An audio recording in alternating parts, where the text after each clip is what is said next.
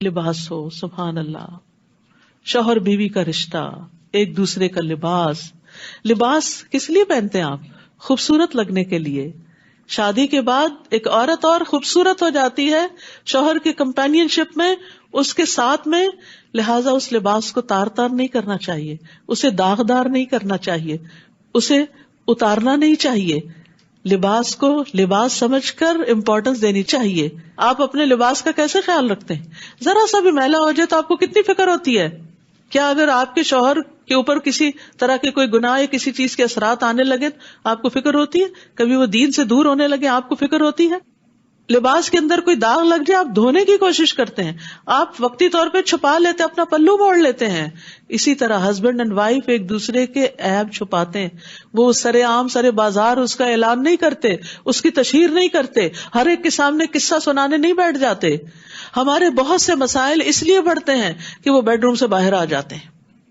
وہ اپنی ماں کو بتا رہا ہے، وہ اپنی ماں کو بتا رہی ہے، وہ اپنے بہن بھائیوں کو سنا رہا ہے، یہ اپنے بہن بھائیوں کو سنا رہی ہے.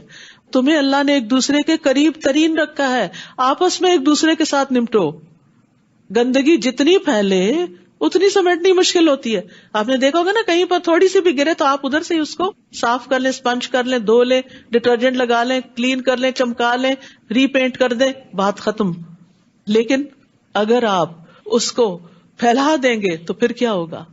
پھر تو چیزیں آؤٹ آف کنٹرول ہو جائیں گی. اس لیے بڑا ضروری ہے ہم سب، میں اور آپ سب، یعنی اپنے اپنے شوہر کی، خواتین میرے سامنے، اس لیے میں آج زانہ درخواست کروں گی کہ اپنے گھروں کو بچائیں. اور اس کے لیے سب سے پہلا کی پوائنٹ جو اللہ سبحانہ تعالیٰ نے ہمیں بتا دیا ہے، ایک دوسرے کا لباس بن کے رہو، ایک دوسرے کے لیے زینت اور پروٹیکشن بن کے رہو، ایک دوسرے کی حفاظت کرو، ایک دوسرے کی فکر کرو. یعنی جب انسان لباس پہن لیتا نا تو اپنے جسم کو نہیں دیکھتا، وہ لباس کو دیکھتا ہے. شادی جب ہو جاتی ہے تو پھر میں نہیں رہا کرتی، پھر انسان دوسرے کے لیے جیتا ہے، اس کو راحت پہنچاتا ہے، اس کی خوشی کو دیکھتا ہے، اس کی صفائی کو دیکھتا ہے، اس کو زینت بخشتا ہے. آپ دوسرے کا لباس ہیں، آپ اس کی خوبصورتی ہیں، آپ اس کی عزت ہیں، اس عزت کو داغدار نہ کریں. تو بہت ضروری ہے کہ ان رشتوں کو پیار کے رشتے بنائیں، ان رشتوں کو خوشی کے رشتے بنائیں. اور وہ اس وقت ہوگا جب اپنے بارے میں سوچنا چھوڑ دیں، دوسرے کے لیے سوچنا شروع کر دیں. حالات بدل جائیں گے، حالات اچھے ہو جائیں گے، گھروں میں محبتیں آ جائیں گی. جب آپ کیئر کریں گے، نہیں رسپانس ملتا کوئی بات نہیں، آپ سلام کرتے رہیں، آپ اسمائل کرتے رہیں، آپ حال پوچھتے رہیں، آپ اچھے اچھے کھانے بنا کے دیتے رہیں، آپ اپنی طرف سے کمفرٹ دیتے رہیں، آپ ان کا خاص حق بغیر کسی تردد کے دیتے رہیں. پھر آپ دیکھیں کہ کس طرح حالات اچھے ہوتے ہیں. ٹھیک ہے، مردوں کی ایک انا ہوتی ہے، کچھ وقت لگتا ہے ان کو واپس پلٹنے میں، اس کو بھی سمجھیں، اس وقت کو صبر سے گزاریں، شکر کے ساتھ گزاریں، اور سوچیں کہ کیا اس سے پہلے میری زندگی ایسے تھی، اور اگر یہ میری زندگی سے نکل جائے تو کیا میری زندگی بہت خوبصورت ہو جائے گی. کیونکہ کچھ خواتین کو یہ خیال ہوتا ہے کہ ہم طلاق لے جائیں گے نا تو ہماری جان چھوٹ جائے گی.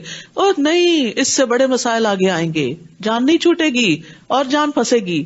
اس لیے حد الوسع نبھانے کی کوشش کریں. ہاں، اگر واقعی زمین اور آسمان کے درمیان کا فاصلہ ہے، دونوں کے مزاج میں، دونوں کے روایات اور اخلاق میں، اور کوئی صورت نہیں تو پھر اللہ نے حلال بھی قرار دیا ہے، عزت کے ساتھ الگ ہو جائیں. اور اگر الگ ہو جائے تو پھر نشرہ نہ کریں کہ فلاں خرابی تھی اور فلاں خرابی تھی. کل ہی کسی نے مجھ سے پوچھا کہ اس طرح کچھ معاملہ پیش آ رہا ہے خاندان میں تو آپ کیا مشورہ دیتی؟ میں نے کہا آپ نے کسی کو ذکر نہیں کرنا کہ کیا وجہ بنی. معاملہ لڑکی کے اندر کوئی گڑبڑ تھی، کہیں اور مائل ہو گئی تھی تو رہنا نہیں چاہتی تھی، تو ہم زبردستی تو نہیں رکھ سکتے اگر کوئی لڑکی رہنا نہیں چاہے. اب میں نے کہا کہ آپ نے اس لڑکی کا عیب نہیں کھولنا، کہیں نہیں کھولنا. کوئی بھی پوچھے، بہن بھائی پوچھے، دوسرا پوچھے، تیسرا، آپ کے بس اللہ کی مرضی یہی تھی، بس نہیں بنی، بس بات ختم. آپ ان کا لباس ہیں، اللہ نے آپ کو یہ درجہ اور رتبہ دیا ہے، آپ لباس بن کے دکھائیں، یہ اللہ کا حکم ہے. پردہ داری مت کریں، پردے رکھیں. آپ دوسروں کا رکھیں گے تو انشاءاللہ اللہ آپ کا رکھے گا. کون سا کپل ایسا ہے جس میں اختلاف نہ ہو، جس میں کوئی خامی نہ ہو؟ ہر انسان میں کمزوریاں ہیں، ہر ایک میں غلطیاں ہیں. تو کیا ہم دوسروں کی غلطیوں کو اچھالتے ہی رہیں؟ ہن لباس لکم وانتم لباس لہن، وہ تمہارے لیے لباس ہیں اور تم ان کے لیے لباس ہو. اللہ نے جان لیا کہ تم اپنے نفسوں سے خیانت کر رہے تھے،